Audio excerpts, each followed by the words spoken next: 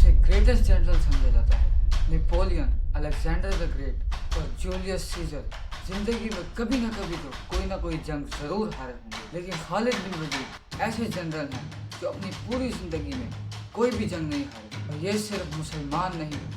पूरी दुनिया मानती है। और जंग के दौरान खालिद बिन वलीद की स्ट्रेटजीज और प्लानिंग्स को आज भी ऑक्सफोर्ड और हार्वर्ड जैसी यूनिवर्सिटीज में पढ़ाया जाता है। खालिद बिन वलीद की जंगों में ऐसी क्या खास बात थी कि आज 1400 साल बाद भी उन्हें पूरी दुनिया याद रखती है। मुसलमानों के खलीफा अबू बकर रज़ियल्लाहु अन्हु के हुक्म पर खालिद बिन वलीद ने द ग्रेट पर्शियन एम्पायर पर हमला कर दिया और सिर्फ 18,000 मुसलमानों के साथ पर्शियन एम्पायर की 40,000 फौज को बहुत आसानी से क्रश कर दिया। इस जीत के बाद मुसलमान पहली बार अरब से बाहर निकलकर एक ग्लोबल पावर बनने जा रहे थे, क्योंकि अब मुसलमानों ने अरब से बाहर पर्शियन एम्पायर के बहुत ही इम्पोर्टेंट प्रोविंस कुवैत को फतह कर लिया था। जैसे ही ईरान के बादशाह को पता चला कि मुसलमानों ने उनकी फौज को बहुत ही आसानी से हरा दिया है, उन्होंने एक नई 40,000 की फौज खालिद बिन वलीद की तरफ रवाना की। लेकिन खालिद बिन वलीद ने कुवैत को फतह करते ही अपने जासूस हर जगह फैला दिए ताकि हर खतरे का उन्हें पहले से ही पता चल जाए। ये जासूस हर जगह फैल गए और दूर उन्होंने जाकर देखा कि पर्शियन एम्पायर की 40,000 की फौज बहुत तेजी से मुसलमानों की तरफ बढ़ रही है। तो खालिद बिन वलीद अपनी पूरी फौज लेकर उसी फौज की तरफ कुवैत से बाहर जाकर उबुल्ला की तरफ जाने लगे। उबुल्ला कुवैत से बाहर एक इलाके में है जिसे आज के ज़माने में इराक कहा जाता है। नाव एक जगह मुसलमानों की 17,000 की फौज खड़ी थी और एक जगह पर्शियन एम्पायर की 40,000 की। पर्शियन जनरल सामने आया और आकर खालिद बिन वलीद को चैलेंज किया, लेकिन मुसलमानों की फौज से एक आम सिपाही ने जाकर उसे खत्म कर दिया। अगेन पर्शिया की फौज का जनरल जंग से पहले ही मारा गया, जिसके बाद दोनों फौजों ने एक दूसरे पर फुल फ्लैज हमला कर दिया और बहुत सख्त जंग हुई। लेकिन पर्शियन फौज बहुत ज्यादा होने की वजह से आहिस्ता आहिस्ता बहुत मुसलमान शहीद होने लगे, जिसकी वजह से पहली बार खालिद बिन वलीद ने मुसलमानों को जंग से हटने का हुक्म दिया और ऐसा लगने लगा कि मुसलमान जंग छोड़कर भागने लगे हैं। ये देखकर पर्शियन फौज बहुत तेजी से मुसलमानों का पीछा करने लगी। पर्शियन फौज इतनी तेजी से मुसलमानों के पीछे आई कि इनकी दो लाइंस एक दूसरे से बहुत दूर हो गई थी और मुसलमान लाइन में पीछे नहीं आ रहे थे बल्कि एक दूसरे से बहुत दूर जा रहे थे। आखिर पर्शियन फौज मुसलमानों का पीछे करते करते एक दूसरे से इतने दूर हो गए कि उनकी आर्मी एक नहीं बल्कि कई छोटे छोटे ग्रुप्स में बट गई और उनकी फौज के दरमियान दो बड़े बड़े गैप्स बन गए और इसी वक्त का खालिद बिन वलीद इंतजार कर रहे थे। एंड नाउ अचानक खालिद बिन वलीद अपने घुड़सवारों को लेकर इन दो गैप से आगे बढ़े और पर्शियन एम्पायर की फौज को घेर लिया और आहिस्ता आहिस्ता उन्हें क्रश करने लगे और इसी तरह बाकी फौज को भी क्रश कर दिया। पर्शियन फौज की पिछली लाइन ने देखा कि वो ये जंग हार चुके हैं, तो एज वी नो उनका आर्मर बहुत भारी होता था, जिसकी वजह से मुसलमान उन तक पहुंच गए और उन्हें भी खत्म कर दिया। और इस तरह पर्शियन एम्पायर की एक और 40,000 की फौज खालिद बिन वलीद ने क्रश कर दी। ये जंग कुवैत से बाहर इराक में हुई, तो इसका मतलब अब मुसलमान कुवैत को फतह करने के बाद ईरान के दूसरे बड़े प्रोविंस इराक में एंटर हो चुके थे। अब यहाँ से आगे बढ़ना मुश्किल था क्योंकि इराक और मदीना एक दूसरे से बहुत दूर था और इराक में मुसलमानों की फौज को अपने हेडक्वार्टर मदीना से बात करने में बहुत मुश्किल हो रही थी। इसलिए यहाँ से आगे बढ़ने से पहले खालिद बिन वलीद ने यहाँ को अपना हेडक्वार्टर बनाया, क्योंकि इस इलाके में पर्शियंस और अरब दोनों आबाद थे और इनका ये ख्याल था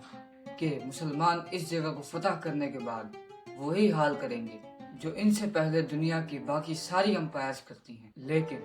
खालिद बिन वलीद ने हजरत अबू बकर रज़ियल्लाहु अन्हु के हुक्म पर इस इलाके की सारी प्रॉपर्टीज उन्हीं लोगों को वापस कर दी और किसी से जबरदस्ती कोई भी चीज नहीं छीनी और बहुत तेजी से इस इलाके में अदालतें कायम की और इन कोर्ट्स में जजेस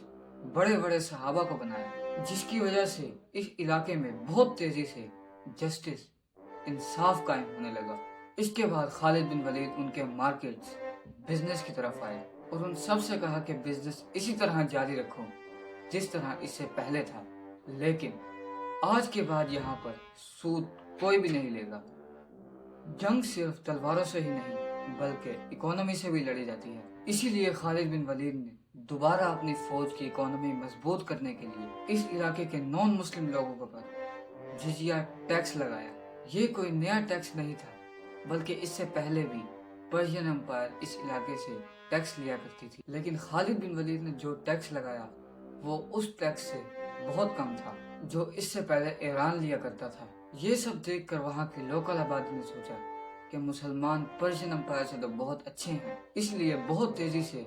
कुछ इलाके के लोग इस्लाम की तरफ आने लगे और खालिद बिन वलीद की फौज में शामिल होने लगे, जिससे मुसलमानों की फौज दोबारा बढ़ने लगी और जिजिया और टैक्स की वजह से उनकी इकोनॉमी भी मजबूत हुई। मतलब आज का लोगों का ख्याल है कि खालिद बिन वलीद सिर्फ जंग ही लड़ सकते थे, लेकिन खालिद बिन वलीद सिर्फ जंग के साथ साथ इन इलाकों के जस्टिस और इकोनॉमी को भी इम्प्रूव करते जाते थे। नाउ मुसलमानों ने कुवैत के साथ साथ इराक के साउथ को भी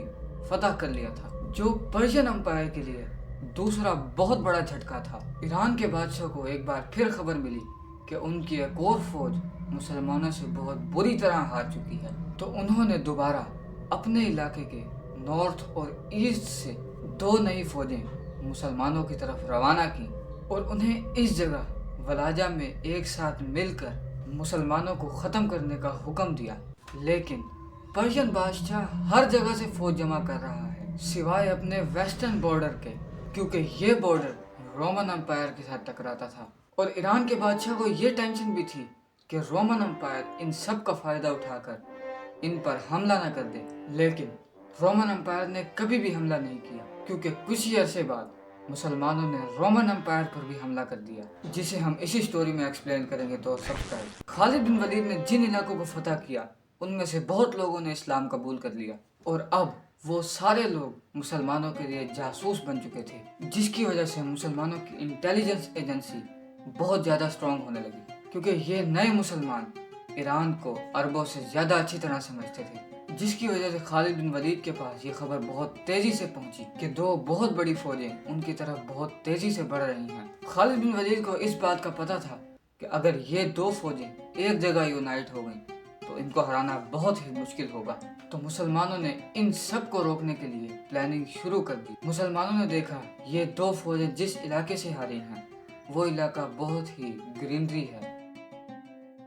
और ये लोग डेजर्ट के बिल्कुल भी आदी नहीं, तो अगर मुसलमान डेजर्ट से जाएंगे तो वो इनमें से एक फौज की तरफ बहुत तेजी से पहुंच सकते हैं। तो खालिद बिन वलीद अपनी फौज को लेकर फुल स्पीड इराक के डेजर्ट को क्रॉस करके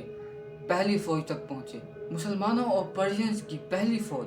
वलाजा में आमने सामने हुई। पर्शियन फौज का जनरल ये देखकर बहुत हैरान हो गया था कि जितना उसे बताया गया था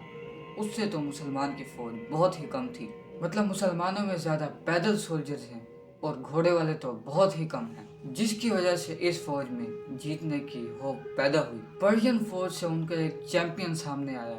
जिसको उनकी बॉडी की वजह से पर्शियन ने फारसी में एक बहुत ही मशहूर नाम दिया था, 1000 मर्द। खालिद बिन वलीद उस चैंपियन से लड़ने गए और कुछ ही टाइम बाद उसको मार दिया, जिसके बाद दोनों फौजें जंग के लिए तैयार हुई। लेकिन काफ़ी टाइम बाद भी ईरान की आर्मी अपनी जगह पर ही खड़ी रही, क्योंकि वो ज़्यादा टाइम वेस्ट करना चाहते थे ताकि उनकी दूसरी फौज उस तक पहुंच सके। लेकिन मुसलमानों का प्लान तो ये था कि उनको यूनाइट करने से पहले ही ख़त्म कर दिया जाए। इसीलिए मुसलमानों की फौज बहुत कम होने के बावजूद खालिद बिन वलीद ने उन्हें हमले का हुक्म दिया। मुसलमानों और पर्शियंस की एक बार फिर बहुत ही सख्त लड़ाई शुरू हुई और बहुत टाइम गुजरने के बाद भी बिल्कुल समझ नहीं आ रही थी कि कौन जंग जीत रहा है। लेकिन अचानक पर्शियन जनरल ने अपनी फौज के लाइनों को बदला और फ्रेश लोगों को आगे लाकर खड़ा कर दिया और इनसे दोबारा लड़ने की मुसलमानों के पास बिल्कुल ताकत नहीं, जिसकी वजह से दोबारा आहिस्ता आहिस्ता बहुत सारे मुसलमान शहीद होने लगे। ये सब देखकर आखिर खालिद बिन वलीद ने मुसलमानों को पीछे हटने का हुक्म दिया, जिससे मुसलमान अगेन जंग से आहिस्ता आहिस्ता पीछे हटने लगे। लेकिन आखिर इतना पीछे चले गए कि ये फौज पहाड़ के बिल्कुल करीब पहुंच गई, जहां से और पीछे जाना बहुत ही मुश्किल था। آخر ایران کی پوری فوج نے مسلمانوں پر حملہ کر دیا، لیکن اگر آپ اس کو غور سے دیکھیں تو مسلمان ایک سٹریٹ لائن میں پیچھے نہیں ہٹ رہے تھے، بلکہ مسلمانوں کا صرف سینٹر پیچھے ہٹ رہا تھا، باقی سائڈوں سے مسلمان اسی طرح کھڑے ہوئے تھے، جس سے آہستہ آہستہ ایک جنگ میں ایک گول سرکل بن رہا جس کا اب تک پرشینز کو بالکل بھی اندازہ نہیں تھا۔ جیسے ہی سرکل کمپلیٹ ہوا اور پرشین فوج پوری اس سینٹر کے اندر آ گئی، خالد بن ولید نے اشارہ دیا اور اسی وقت پرشین فوج کے پیچھے سے 4000 ہارس میں گھڑ سوار بہت تیزی سے پرشین امپائر کے پیچھے آنے لگے۔ یاد ہے ایران کے جنرل نے جب ان کو بتایا تھا، اس کے حساب سے مسلمان بہت کم تھے اور وہ بہت خوش تھا، لیکن اصل میں مسلمان کبھی کم تھے ہی نہیں۔ خالد بن ولید نے جنگ سے پہلے ہی ان کو پرشین فوج کے پیچھے کھڑا کیا ہوا تھا اور بہت دیر سے یہ صرف خالد بن ولید کے اشارے کا انتظار کر رہے تھے، جس کے بعد مسلمانوں نے پرشین فوج کو اس طرح گھیر لیا کہ کہا جاتا ہے کہ ایک بندہ بھی بھاگ نہیں سکتا تھا۔ یہ کوئی پہلی دفعہ نہیں ہے کہ خالد بن ولید نے یہ ٹیکنیک یوز کی ہو، اس سے پہلے اس ٹیکنیک سے انہوں نے جنگ احد میں مسلمانوں کو بھی ہرایا تھا، جس میں محمد صلی اللہ علیہ وسلم نے اپنے صحابہ کو کلیئر آرڈر دیے تھے کہ اس پہاڑ سے نیچے نہیں اترنا، لیکن جیت کی خوشی میں جب وہ پہاڑ سے نیچے اتر گئے تو خالد بن ولید نے پہاڑ کے پیچھے سے حملہ کر دیا اور پورے جنگ کو بالکل بدل دیا، اور اب وہی ٹیکنیک انہوں نے پرشینز کے خلاف بھی یوز کی۔ ایران کی اس فوج کو ہرانے کے بعد اب مسلمان پرشین امپائرز کے بارڈر سے نکل کر ان کے سینٹر کے قریب ہونے لگے، اور اس کے کچھ ہی عرصے بعد ابو بکر رضی اللہ عنہ نے ایران کے ساتھ ساتھ